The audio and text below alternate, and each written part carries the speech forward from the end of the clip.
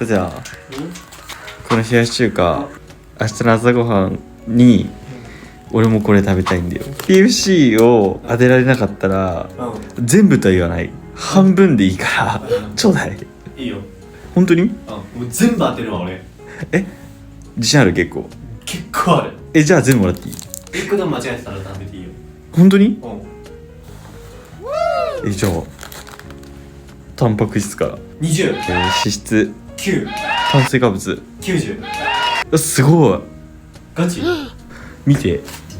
だいぶすごくない？でも結構すごいね。じゃあもうほぼ正解ということで俺とね半分。紅生姜あげます。じゃあ